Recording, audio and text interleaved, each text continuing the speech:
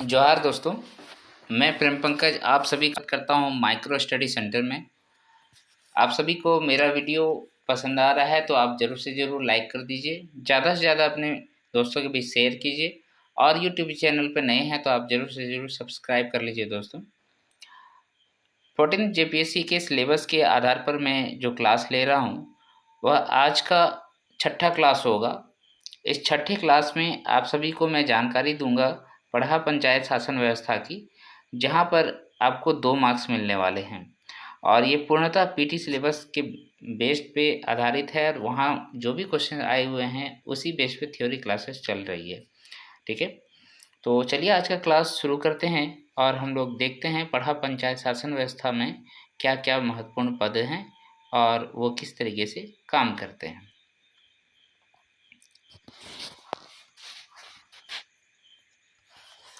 सबसे पहले आप सभी को यहाँ क्या जानना होता है, सबसे पहले जानना होता है कि ये जो शासन व्यवस्था है, ये शासन व्यवस्था कौन सा जनजाति में माना जाता है। तो यहाँ पर आपको याद रखना है उरांव जनजाति जो है अपना शासन व्यवस्था को पढ़ा पंचायत शासन व्यवस्था कहते हैं। ठीक है, और उरांव जनजाति का जो ज़्यादा जमावड़ा है ना, ज़्यादा जो लोग रहते हैं वो रांची डिस्ट्रिक्ट में रहते हैं। ओके, उसके बाद आप इसको ऐसे समझिए, ये अपने आप को कुड़ुक बोलते हैं ना, कुड़ुक। ठीक है, कुड़ुक बोलते हैं, इसकी भाषा भी जो है वो कुड़ुक भाषा है। ठीक है, कुड़ुक भाषा है भाषा। ओके, ये जानकारी आपने ले लिया। उसके बाद ये अगर आपको प्रजाति पूछा जाता है आपसे तो ये द्रविड़न है ना, द्रविड़ प्रजाति के हैं, ये प्रोटो ऑस्ट्रेलियन का नहीं है। ओके, अब यहाँ पर उरांव जनजाति जो है आप सभी को मालूम होना चाहिए कि हमारे झारखंड में सबसे बड़ी जनसंख्या जो है संथालों का है, उसके बाद उरांव का है। ठीक है, दूसरा पोजीशन उरांव का है, फिर आपका मुंडा हो गया, हो गया, फिर खड़िया हो गया। ठीक है, ये सभी इतनी जानकारी होने के बाद अब यहाँ पर आपको क्या देखना है कि इसका नाम पढ़ा पंचायत है। पढ़ा पंचायत क्यों नाम रखा गया है, क्योंकि पढ़ा जो है इसका सर्वोच्च पद होता है। पढ़ा क्या होता है, सर्वोच्च पद। क्लियर है, उसको पढ़ा राजा कहेंगे, उस पद में जो काबिज होगा उसको पढ़ा राजा कहेंगे। ठीक, अब यहाँ पर हम लोग 2 स्तरों पे देखेंगे, इसका जो गठन किया गया है 2 स्तर पे गया है, एक गांव के स्तर पे और एक पढ़ा पंचायत के स्तर पे। तो गांव में कौन कौन महत्वपूर्ण पद है उन सभी को हम लोग पहले देख लेते हैं। ठीक है, देखिए मेरे ख्याल में आप लोगों को वाइट कलर ज़्यादा पसंद आ रहा है क्या? वाइट, ब्लैक में वाइट तो अच्छा लगता है, ज़्यादा अच्छा दिखता भी है, उसको मैं लिखने का प्रयास कर रहा हूँ। सबसे पहला जो गांव ग्रामीण स्तर पे हम लोग देखेंगे,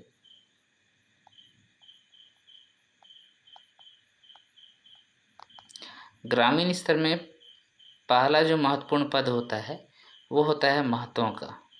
ठीक है, महतों का। देखिए जब हम लोग मुंडा शासन व्यवस्था पढ़ रहे थे वहाँ पर भी महतों का पद था, लेकिन वो मुंडा के नीचे काम करता था, उसके सहायक के रूप में काम करता था। लेकिन यहाँ पर महतों जो है सबसे इम्पोर्टेंट पद होता है, ये गांव में पंचायत का मुखिया होता है, प्रधान होता है। तो यहाँ हम लोग क्या लिखेंगे, गांव का मुखिया, गांव का मुखिया होता है।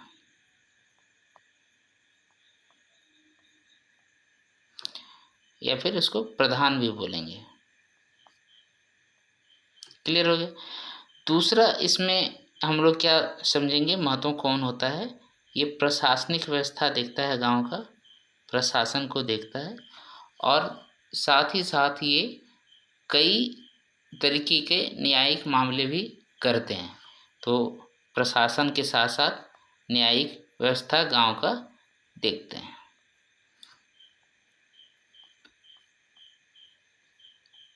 हो गया। अभी देखिए यहाँ से डायरेक्टली क्वेश्चन आ गया है, ठीक है। गाँव के प्रशासनिक और न्यायिक जो प्रधान हैं उस वो कौन होते हैं, ऑप्शंस 4 को आप रहेंगे, और पढ़ा पंचायत शासन व्यवस्था लिखा हुआ रहेगा, या फिर ऐसा लिखा हुआ रहेगा कि महतो जो है वो गांव के मुखिया होते हैं किस पंचायत शासन व्यवस्था में। ओके, इस तरीके से क्वेश्चन पूछे जाते हैं और पूछे गए भी हैं।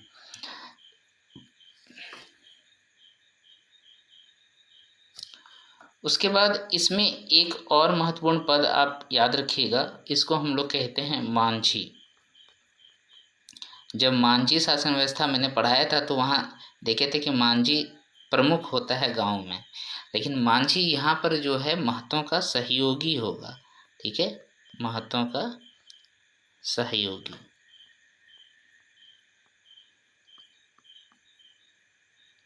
अब यहाँ ये जानना होगा कि मांझी का काम क्या होता है। तो महतों के पंचायती आदेशों को लोगों तक पहुँचाने का कार्य करता है, यानी कि ये क्या हो गया, संदेश वाहक हो गया।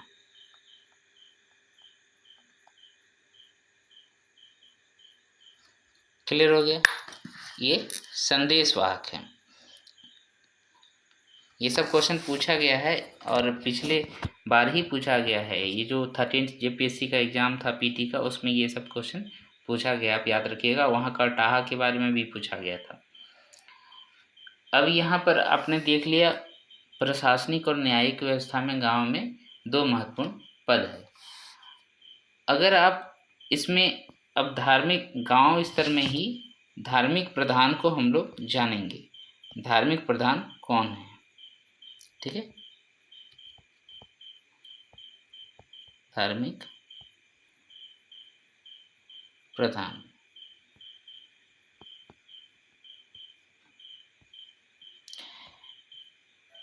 इसका धार्मिक प्रधान गांव स्तर पे हम लोग जिसको रखे हैं और वो पद है पाहन। तो पाहन तो बेसिकली सभी में है, आपने देखा कालू पाहन आपको खड़िया में भी मिला था, ओके, पाहन आपको मुंडा में भी मिला था, मांझी में आपको नाये मिला था ना, नाये। तो इस तरीके से आपको याद रखना है किसमें अलग है। यहाँ तो पाहन 2-3 में आपको मिला है, वो आपको कॉमनली याद रखना है। तो गांव का धार्मिक प्रधान हो गया आपका पाहन। इसका काम क्या है, वही जो अभी तक बताते आ रहा हूँ। ये गांव में धार्मिक अनुष्ठान करेंगे, पूजा पाठ करेंगे, अनुष्ठान पूजा पाठ, ठीक है, शादी विवाह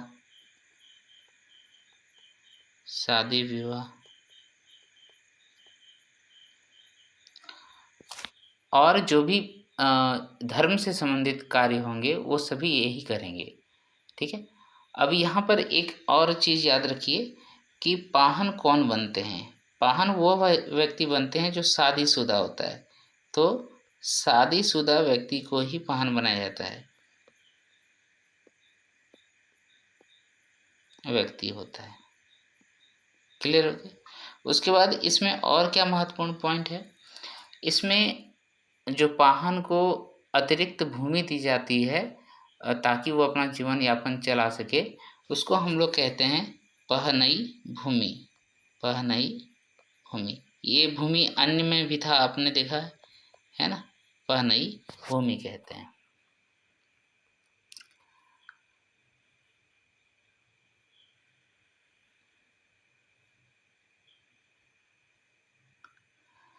इसके बारे में और एक जानकारी क्या मिलती है कि जब शुरुआत हुई थी उराव शासन व्यवस्था का, तो ये जो पाहन है वो धार्मिक प्रधान ना हो के मतलब धार्मिक प्रधान थे लेकिन वो प्रशासनिक व्यवस्था को भी देखते थे। तो उसका जो परिवार है उसको हम लोग क्या कहते हैं, उसको हम लोग कहते हैं पाहन खुट, ठीक है, पाहन खुट कहते हैं। समझ में आया क्या मैं बोल रहा हूँ। पाहन खुट वो चीज़ है, जब पाहन पढ़ा पंचायत शासन व्यवस्था की शुरुआत हुई थी तो पाहन ही प्रशासनिक व्यवस्था को भी देखते थे और धार्मिक व्यवस्था को भी देखते थे। तो उस टाइम के जो भी आदमी बच गए हैं, उसके परिवार वाले हैं आगे, तो उन सभी को हम लोग कहते हैं पाहन खूट। ओके, अब यहाँ पर और एक प्रमुख पद है धार्मिक प्रधान का सहयोगी का नाम जानना है। तो प्रधान जो धार्मिक प्रधान हैं आपका पाहन, उसका जो सहयोगी होते हैं उनका नाम है बैगा। ओके, बैगा, बैगा सहयोगी होगा धार्मिक प्रधान पाहन का। तो ये हो गया पाहन का सहयोगी।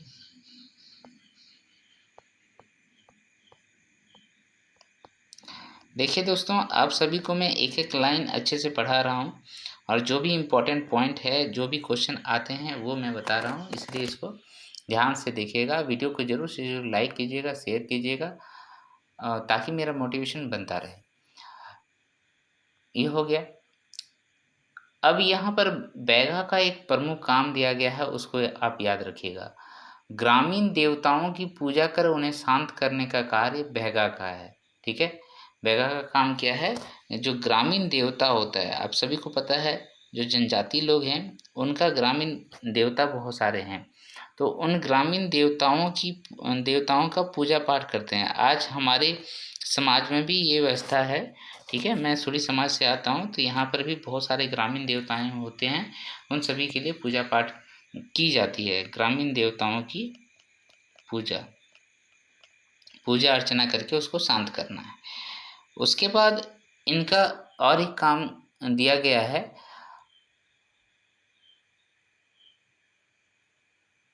महतों के कार्यभार जो है वो पूर्व बैगा ही गांव का पुरोहित एवं लौकिक प्रधान था। कहने का मतलब जो अभी पाहन है वो पूर्व में बैगा ही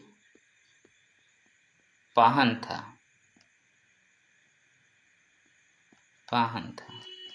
कहने का मतलब जिस तरीके से पाहन को अभी अधिकार दिया गया है सभी तरीके के पूजा पाठ करवाना, उसके बाद शादीशुदा व्यक्ति ही होता है, अनुष्ठान का काम करते हैं, शादी ब्याह करवाते हैं, उसी तरीके से बैगा का पहले ये काम था। ठीक है, और आपसे बोला जाएगा तो गांव का पुरोहित एवं लौकिक प्रधान जो है,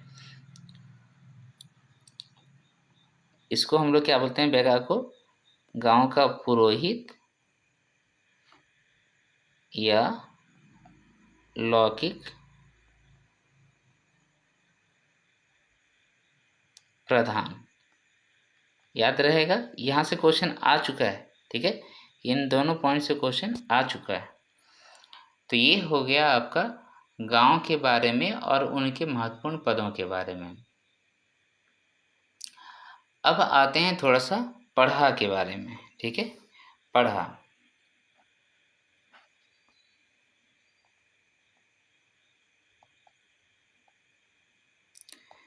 तो ये पढ़ा या फिर इसको पढ़ा भी कहते हैं कभी कभी। ठीक है, पढ़ा भी कहते हैं। आपको पता है इसमें बहुत सारे गांव मिलके बने होते हैं। इसमें मुख्यतः देखा जाता है कि इस तरीके से ऑड में होते हैं, 5 गांव, 7 गांव, 11 गांव, 21 गांव, या फिर लास्ट में जो अधिकतम देखा गया है वो 22 गांव होते हैं। तो यहाँ पर पढ़ा पंचायत का जो मुख्य काम होता है वो 2 या 2 से अधिक गांवों के बीच में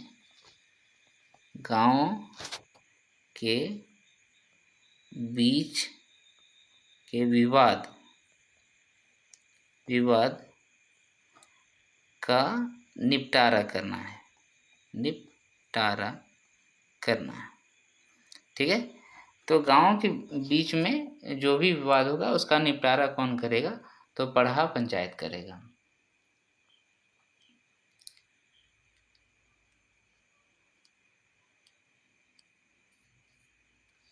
अब आप बोलेंगे कि यहाँ पर कैसे होगा, मान लीजिए यहाँ पर नहीं हुआ तो क्या होगा? तो देखिए, पढ़ा पंचायत की ये प्रमुख विशेषता है कि इसको 3 स्तरों पे विभक्त कर दिया गया है।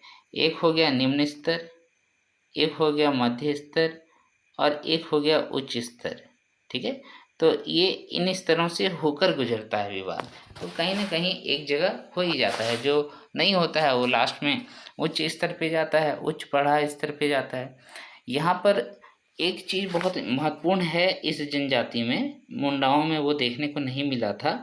महिलाएं भी जो है यहाँ पर भाग लेती है, महिलाएं भी उच्च पदों पे बैठी होती है।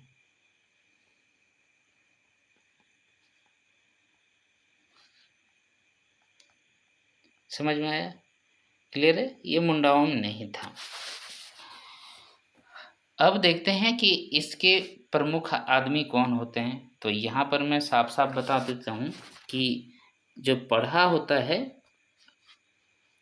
पढ़ा पंचायत का जो प्रमुख आदमी होता है उसको हम लोग उसी के नाम से जानते हैं, पढ़ा राजा। आजा राजा कहाँ को जाता। तो ये पढ़ा पंचायत का प्रमुख होता है, यही प्रमुख आदमी होता है। तो वैसे मामले जिनका निपटारा ग्रामीण स्तर पर महतों द्वारा नहीं किया जा सका उसे पढ़ा राजा को हस्तांतरित कर दिया जाता है। ठीक है, तो काम तो वही हो गया, दो या दो से अधिक गांवों के बीच का विवाद को भी निपटारा पढ़ा राजा करेंगे। अब यहाँ पर पढ़ा दीवान एक पद है, पढ़ा दीवान। तो दीवान जो शब्द है पौराणिक तरीके से आप देखें तो ये ऐसा पद है जो एक न्यायालय की तरह कार्य करता है, यानी कि सर्वोच्च पदाधारी है जो सर्वोच्च न्यायालय की तरह कार्य करता है। ठीक है, सर्वोच्च न्यायालय की तरह काम करता है।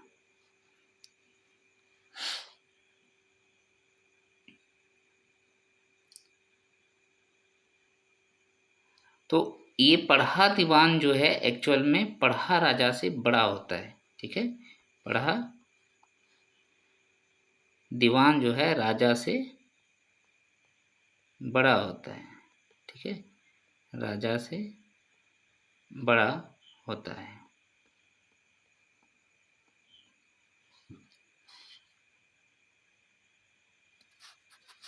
तो अगर आप जो पढ़ा राजा विवादों को निपटारा नहीं कर सका है ना, विवाद को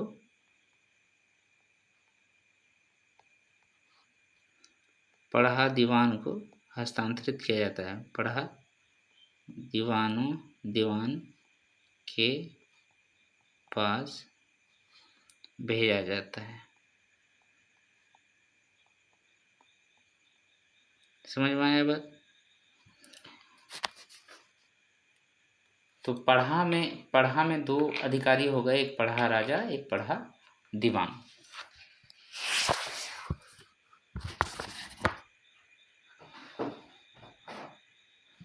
अब यहाँ पर और एक थोड़ा सा देखेंगे हम लोग, इसमें दो टर्म और पढ़ने होते हैं। एक होता है दूध भैया गांव। ठीक है, दूध भैया। अच्छा, दूध भात समझते हैं? गांव में दूध भात होता है, बुढ़िया कबड्डी खेले होंगे तो वहाँ पर होता है ना। और ऐसे दोनों तरफ से खेलने वाला आदमी को दूध भात कहते थे, पता है ना? जो खेले हैं गांव घरों में उसको पता होगा। तो ये दूध भैया यहाँ पर भी है कि मान लो कि ये एक पढ़ा है, ये पढ़ा का गांव है, एक ये दूसरा पढ़ा का गांव है। ठीक है, ये पढ़ा वन है, पढ़ा वन है और ये टू है। तो सपोज यहाँ बहुत सारे गांव हैं, तो इस गांव में मान लो ए एक गांव है, तो ये ए वाला गांव जो है कहा कि नहीं, हमको इस पढ़ा में नहीं रहना है, मुझे इस पढ़ा में रहना है। तो अगर ये ए इसमें चला गया, ठीक है, यहाँ हस्तांतरित हो गया, पढ़ा टू में हस्तांतरित हो गया, तो इसको हम लोग क्या कहते हैं, दूध भैया गांव नए पढ़ा का कहते हैं। तो यहाँ पर ए को हम लोग क्या बोलेंगे, दूध भैया गांव। ठीक है, दूध भैया गांव। और ये दूध भैया गांव जिस पढ़ा में आया तो इसको हम लोग बोल देते हैं अंतर पढ़ा मतलब एक पढ़ा से दूसरे पढ़ा में गया, अंतर पढ़ा, ठीक है। इसी को हम लोग बोलते हैं अंतर पढ़ा। क्लियर हो गया। इसमें और एक छोटा सा टर्म जान लीजिए, और जानने की ज़रूरत नहीं है। एक है पढ़ा पंच, ठीक है, पढ़ा पंच। तो पढ़ा पंच क्या होता है? ये पढ़ा पंच का जो व्यवस्था है वो किया जाता है आश्विन कार्तिक में, ठीक है, आश्विन कार्तिक महीना में इसकी व्यवस्था की जाती है पढ़ा पंचायत की। वहाँ पर हर तरीके का विवादों का निपटारा किया जाता है। तो पढ़ा पंचायत शासन व्यवस्था का संपूर्ण जानकारी आप सभी को मिल चुका है। यहाँ से जो 4-5 महत्वपूर्ण पद होते हैं उसको आप याद कर लीजिए, उसका कार्यों को याद कर लीजिए, आपको फिर दोबारा इसको देखने की ज़रूरत नहीं पड़ेगा, ठीक है। तो ये सारा बातें मैंने आपको बता दिया। नेक्स्ट वीडियो में हम लोग जातीय पंचायत व्यवस्था पढ़ेंगे, जहाँ पर अन्य जो भी जनजाति छूट गए हैं टोटल 33 में, यहाँ तो आपने 6 पढ़े हैं और जितने छूट गए, ठीक है, उन सभी की जानकारी वहाँ पर लेंगे। और बहुत सारे में नहीं है उसको भी हम लोग याद रखेंगे, क्योंकि वो भी क्वेश्चन पूछता है कि कौन सा जनजाति है जिसमें शासन व्यवस्थाएं नहीं पाई जाती है। ओके दोस्तों, तो आज का वीडियो इतना ही तक रखते हैं। Thank you for watching my videos. आप मेरे वीडियो को ज़रूर से ज़रूर लाइक कीजिए, अपने फ्रेंड्स के बीच में शेयर कीजिए, और आप अगर यूट्यूब चैनल पे मेरे नए हैं तो उसको सब्सक्राइब कीजिए दोस्तों। आपकी पढ़ी जेपीएससी की तैयारी बहुत अच्छे तरीके से मेरे यूट्यूब चैनल पर हो जाएगी। जय झारखंड, जोहार, जय हिंद।